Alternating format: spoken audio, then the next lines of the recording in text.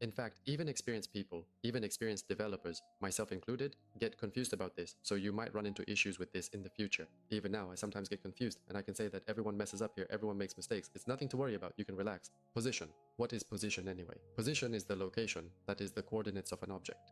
However, when we talk about coordinates, you need to understand the following. Why do people get confused? It's because coordinates can be relative to something.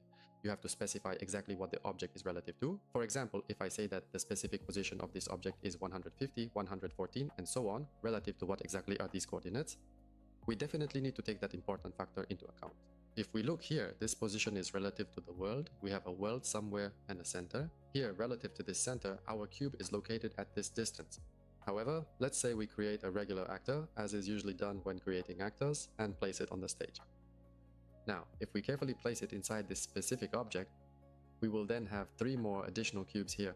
So, if we're talking about the position of these cubes, relative to what are we referring? The position is relative to its parent, that is relative to the center of this actor, or relative to the world. That's why when we talk about relative to something, confusion starts to arise both in the materials and yes, in our usage. These are the position. Appears? We sometimes encounter a slight challenge because we don't always know exactly what these positions are relative to. For your convenience, I've added several examples here. Here we have a regular actor. This is an actor created by a blueprint, and here is an instanced mesh component. An instance is a group of objects combined together, meaning the objects are grouped as one, so they always share everything in common. Except for their transformation, the objects in this group differ. Only this transformation means that they can have different positions, rotations, and sizes, but everything else is absolutely identical. Great. These kinds of objects also have their own space, meaning their own specific positions. Okay. Now let's see what comes next. And we have an actor. We have an actor here. This is the blueprint that we talked about and created. We have meshes, meaning separate objects, and we have this instance. And for each of these 3 types, we have positions. Positions, for example, the position of the camera relative to... If we look now, our camera, where I'm looking right now, the camera's location is shown on these objects. So as I move, the coordinates also change, meaning the camera's location changes.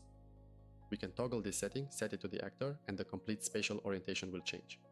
So in this specific case, for the actor, the positions returned are perfectly identical and consistent on all 3 cubes. Why does this happen? Because the position is taken from, as I have already mentioned to you, the center point of this actor. This object has its own unique center within the actor, and this central point will be shared by all these cubes. So that is why this specific position is returned here. However, what will happen if this material is applied not to the actor, but to a regular object? For every single individual object, its specific wall position will be returned. The exact position of its center will be right here. And because they exist independently in the world and are unique objects, each and every one of them will have its own specific position returned. That is, the precise position of each and every individual cube.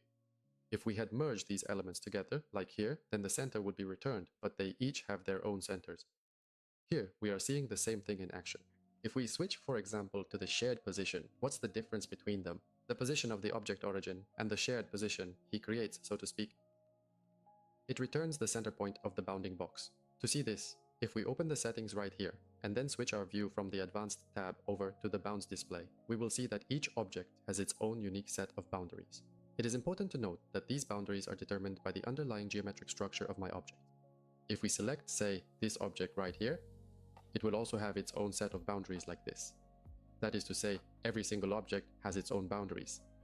And the center of these boundaries is the value that gets returned. When we refer to the object's position is the center of this bounding box. Let's turn it off for now, as we simply don't need it at this exact moment, the core. Next, we have the world position node, which returns the specific position of each vertex. If we move a little bit closer, we'll notice that something quite strange is happening here. Oh wow. This is because this method returns the position of every single point, so these positions are overlapping each other in the 3D space. Here they are, this corner, this one, and this one. So the object is made up of vertices. You are all familiar with vertices, and I won't go into detail. It's better if you watch other videos. There are dozens or even hundreds of them. Alright, that works out. We're returning the position of each vertex, which is why the positions are overlapping each other. And that's why it looks like a mess here. The position of the vertices in the world, relatively speaking. So as I showed you, there is a certain place in this world. The center is at the 0 coordinate relative to this center. It returns the position of each point. Alright, next we have the local position attribute. You could say this is also a world position, meaning the exact spatial position of the points, but translated into local coordinates, that is, relative to the object itself. So, For this object, as we mentioned previously, it has its own unique center point, and relative to this center, it returns the precise position of these points. For example, consider the size of this sphere. The local position tells us where each point sits relative to its own origin. I think it's exactly 1 meter by 1 meter, so each individual point will be at a specific distance of 50 millimeters or half a meter, which is precisely why it says 50 here, you see 50 here, and so on. So the points are all at a distance of 50 from their exact center. The very last method is the common pivot point. It provides you with a location based on the pivot point, so if we examine a specific 3D object like this, when you load objects into the scene, they will all have this point, which is visually represented by the 3 axes at the same time, these arrows right here. And it provides you with the specific coordinates for the position of this pivot, this crucial reference point. This is the pivot in world space, not the center of the bounding box. This distinction highlights the fundamental difference between the object pivot point and the general position. I believe that covers the entirety of what this function signifies.